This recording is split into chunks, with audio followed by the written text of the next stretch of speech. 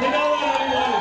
ఎందుకంటే ఒక్కసారి రవి గారు చెప్పినట్టు కేసీఆర్ గారు ఒక్కసారి బయటకు వస్తేనే రాష్ట్రంలో ఉన్న మంత్రులందరూ గత కొనుక్కుంటూ ప్రెస్ మీట్లు పెట్టాల్సిన పరిస్థితి ఒక్కసారి కేసీఆర్ గారు బయటకు వస్తేనే వచ్చింది.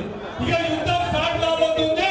కేసీఆర్ గారు తెలంగాణ రాష్ట్రంలో ఉన్న నీళ్ళని ఆంధ్రప్రదేశ్ కు దోపిడీ చేసుకోబోతున్నారు. దాని తెలంగాణ రాష్ట్ర ప్రజలకు రైతులకు వివరించే ప్రోగ్రాం కేసీఆర్ గారు ముందు పెట్టుకున్నారు. ఇవన్నీ తెలుసు. తెలంగాణలో రైతులు ఎప్పుడు ఆనందంగా ఉన్నారు. ఎస్సీ ఎస్టీ బీసీ ముస్లిం మైనార్టీలు ఎప్పుడు హ్యాపీగా ఉన్నారు. బీసీలకు కామారెడ్డి డిక్లరేషన్ లో 42% హామీ ఇచ్చి ఎట్టి పరిస్థితుల్లో కాదు తెలిసి కూడా దొంగ హామీ ఇచ్చి అధికారంలోకి వచ్చిన ముఖ్యమంత్రి కాంగ్రెస్ ప్రభుత్వం మరొక్కసారి మోసం చేసి ఎన్నికలు పెట్టినా కాంగ్రెస్ పార్టీకి బుద్ధి చెప్పినటువంటి మన గులాబీ సైనికులకు సెల్యూట్ చేస్తున్నారు. ఎందుకంటే ఈ పోరాటమే ఇంకా 3 ఏళ్ళు ఇక్కడి నుంచి మనం గట్టిగా ఉండాలి, కష్టపడాలి, మన అధికారంలోకి రావాలి.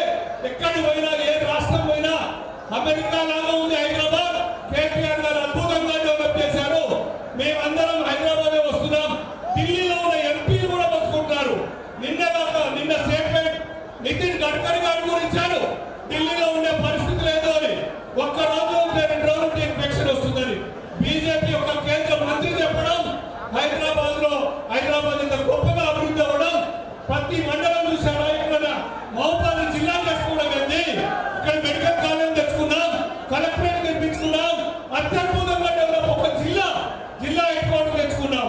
మండలాలు కూడా గ్రామాలు కూడా బ్రహ్మాండంగా అభివృద్ధి అయింది. ఓన్లీ టీఆర్ఎస్ పార్టీ అధికారంలోకి వచ్చిన తర్వాతనే, తెలంగాణ రాష్ట్రం సాధించుకున్న తర్వాతనే.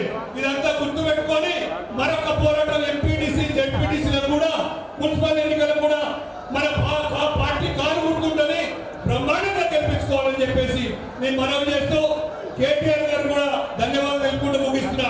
ఒకసారి జై తెలంగాణ. కేసీఆర్